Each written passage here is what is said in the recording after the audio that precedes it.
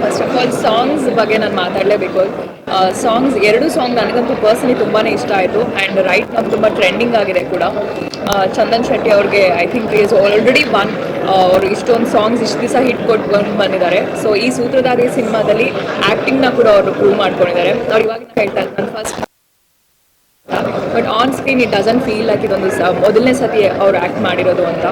And on the whole ಒಂದು cinema ನೋಡಿದ್ರೆ suspense, ಈ ಸೂಸೈಡ್ ಅನ್ನೋ ಒಂದು ಅಂಶನ ಯಾವ್ಯಾವ ರೀತಿ ಅನ್ನೋದ್ರಲ್ಲಿ ತುಂಬ ಚೆನ್ನಾಗಿ ತೋರಿಸಿದ್ದಾರೆ. ಆಡಿಯನ್ಸ್ಗೆ ಈ ಥರನೂ ಇದೆಯಾ ಅನ್ನೋದೊಂದು ಕ್ವೆಶನ್ ಮಾರ್ಕ್ ಬಂದೇ ಬರುತ್ತೆ.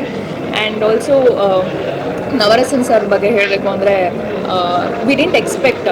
ನಾವು ಸ್ಟಾರ್ಟಿಂಗ್ ಮಾತಾಡಬೇಕಾದ್ರೆ I thought is a producer ಅಂದ್ಕೊಂಡು ಅಷ್ಟೇ ಬಂದ್ವಿ. ಸಿನಿಮಾದಲ್ಲಿ ತುಂಬ ಚೆನ್ನಾಗಿ ಎಲ್ಲರಿಗೂ ಬಿಸ್ಕೆಟ್ ತಿನ್ನಿಸಿದ್ದಾರೆ.